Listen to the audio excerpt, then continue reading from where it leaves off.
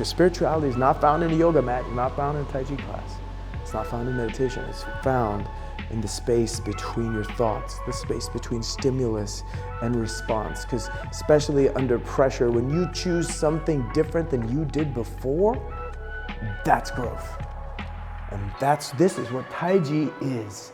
It's a method to learn this, because when we look at these transitions, we're working the transitions between the fall. Ooh, there's the transition going up. I'm always relaxing and falling down.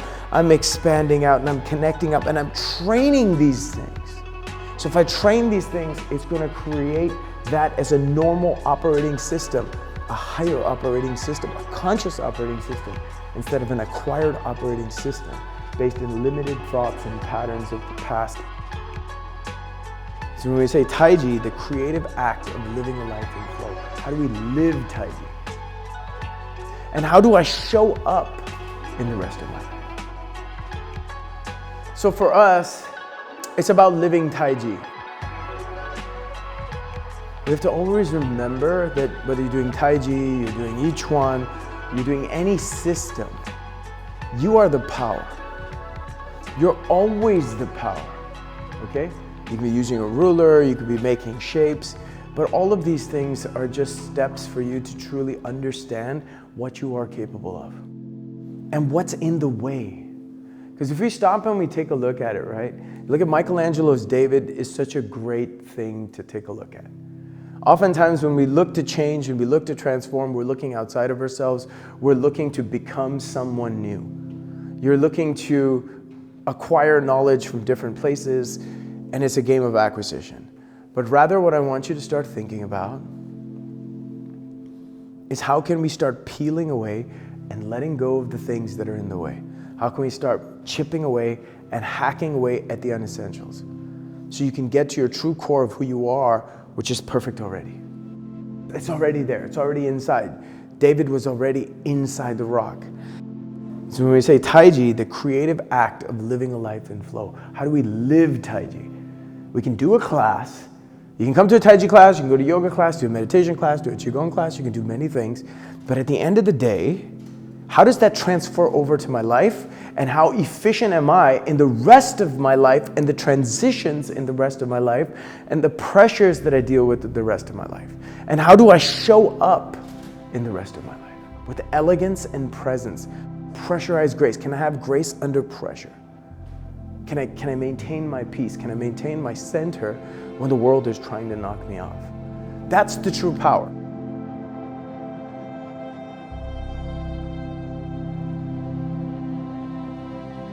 Somebody asked me, what is the greatest martial art on the planet? And I said, well, it depends who's the greatest enemy. What are you really fighting? So, as you guys all know, I teach Bruce Lee's Jeet Kune Do, I teach street fighting, I teach military. But what are the chances and the odds of an altercation on the street? They're slim to none. They're very small. They're very rare. But if you take a look at the leading cause, you take a look at the leading cause of what causes death, what causes people to have diseases and disease conditions, it all comes down to enemy number one is tension and stress. Enemy number one is tension and stress. So if we were to say, what is the greatest martial art? What's the greatest enemy and what do we need the self-defense against? And it's tension and stress in our life. That leads to later things like heart disease and stroke and the plethora of the other things that come from it. But that tension is always enemy number one. It leads to stress, it leads to fear, it leads to anxiety, and it's something that everybody's dealing with all the time. And one thing I noticed in the research, when I was looking at the research that Harvard did in Tai Chi, they found across the board, on all the different studies they did, from balance to recovering from certain disease conditions and states, to dealing with depression, to cardiovascular exercise, you name it, across the board, all the studies they did, they found a great improvement by practicing Tai Chi in the physical aspects. But the one thing that blew everything out of the water, was the quality of life. What they found, the QOL of the people who practice Tai Chi, their quality of life and their experience of life was totally different.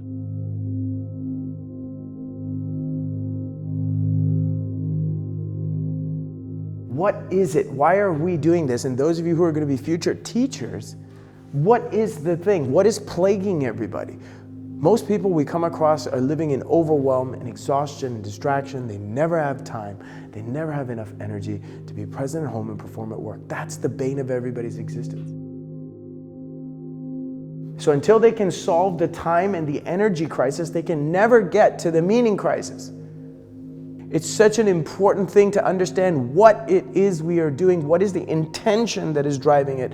And it's not just a bunch of empty shapes we're doing or arts we're learning without understanding why we're doing it, okay?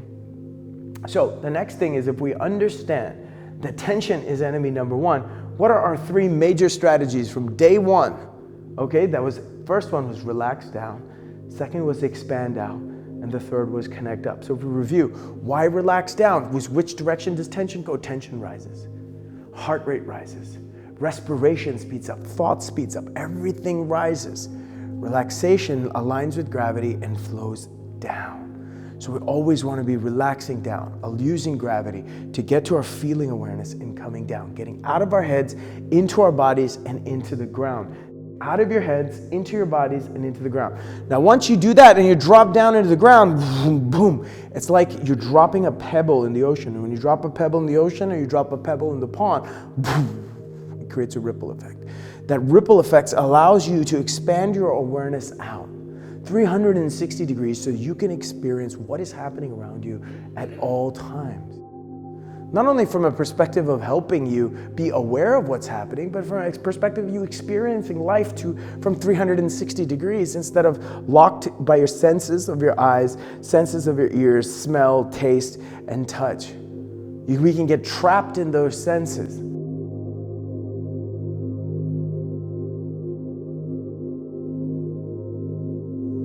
So that awareness and weaponizing it and expanding it out is such an important thing. When you're relaxing down and you're expanding out, we want to connect up. You want to physically connect up. Because as the body's falling down and the chin is tucking, you're pushing up. You're creating traction in your spine, but you're making a connection between heaven, man, and earth.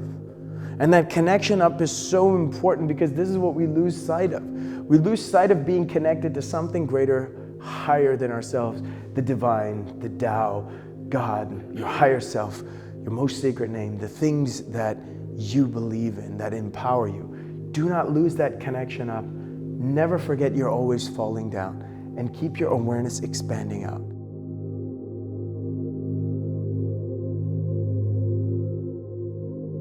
Because what is the opposite of this? The opposite of this is the bane of the existence of the society we live in and ourselves that we all deal with every day. If you're not relaxing down, you're tensed up. Instead of expanded out, you're like crunched inside. You're in your mind, you're in your heart, you're in your feelings. You're all coming inside in a tunnel vision, and then instead of connecting up, you're completely disconnected. And you know who's in charge then is your acquired personality. It's your mask. It's your securities, your control, your approvals, your fears, your doubts. That's what's happening if we're not connected up and expanded out.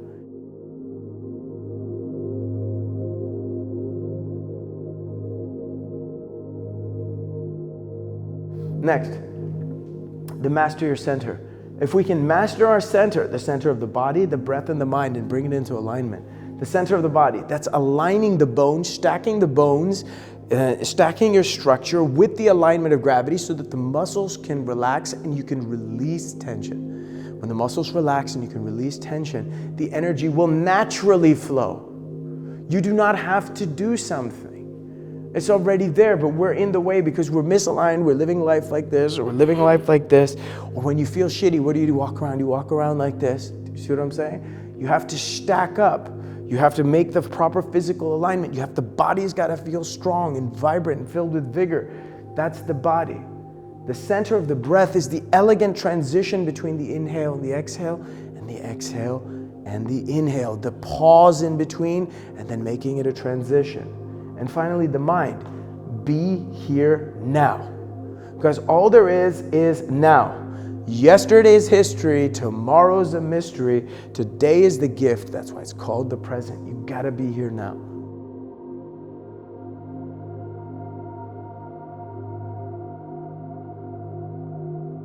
The past is not here anymore. The future hasn't arrived yet. So if we can align the body, this is the secret, align the body with the breath, with being here now, with presence. Now we have the center of the Jing, the Qi, and the Shen, the body, the breath, the mind, the posture, the breathing, and the intent. And once you have that, that is what allows us to access the still point of creation. We need this still point of creation. If you're a healer, if you're a creator, if you're a mom, if you're a dad, if you're a martial artist, if you're a protector, if you're an athlete, if you're a marketer, if you're a writer, if you're a musician, it doesn't matter what it is. If you're a priest, you have to get to the still point of creation. It's from this still point that you have access to your 3 superpowers.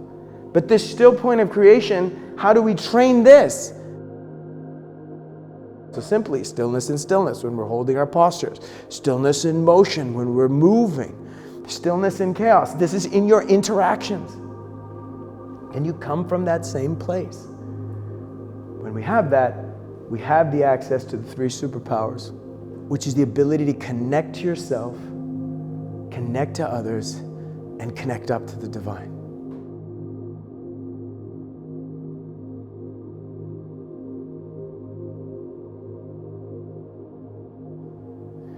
Next, create. We're all artists of life. I want you to think about that. Your life is art. How do you approach your life from a perspective of being an artist? You know, a good friend of mine, I was thinking about him this weekend. His name was Eric the trainer. And he said something to me. He said, Sifu, you're an artist. And that's what he would always tell me no matter what. He's like, you're not a martial artist, you're an artist. And I was thinking about that a lot this weekend. Bruce Lee said, you're an artist of life. It's about creating, not copying. It's about creating art.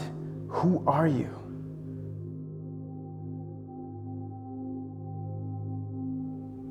It's like Michelangelo chipping away at the rock to get to David. You're creating art. You're creating solutions to problems. You're creating your life. Manifestation is art. And last but not least, to be like water and flow. We have to be able to flow with the go. You can't control everything. You can't fight everything. You can't run away from everything. You can't freeze. You can't submit. You have to be able to be in sync with. You have to be able to follow and join and flow with things.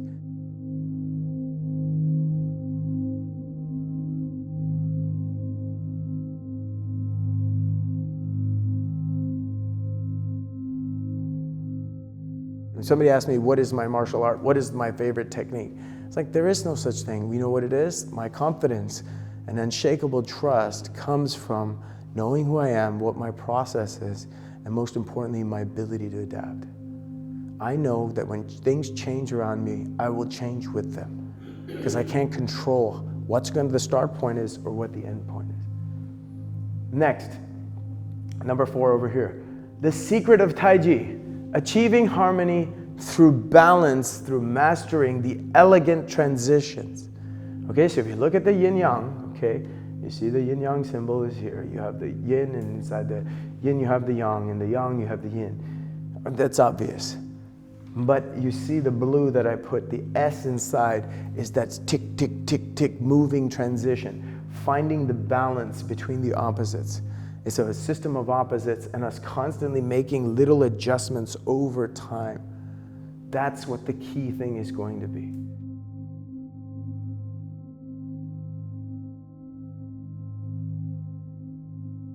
Spirituality is not found in a yoga mat, it's not found in a Tai Chi class, it's not found in meditation, it's found in the space between your thoughts, the space between stimulus and response. Because especially under pressure, when you choose something different than you did before, that's growth. And this is what Tai Chi is. It's a method to learn this, because when we look at these transitions, we're working the transitions between the fall. Ooh, there's the transition going up. I'm always relaxing and falling down. I'm expanding out and I'm connecting up and I'm training these things. So if I train these things, it's going to create that as a normal operating system, a higher operating system, a conscious operating system, instead of an acquired operating system. based in limited thoughts and patterns of the past.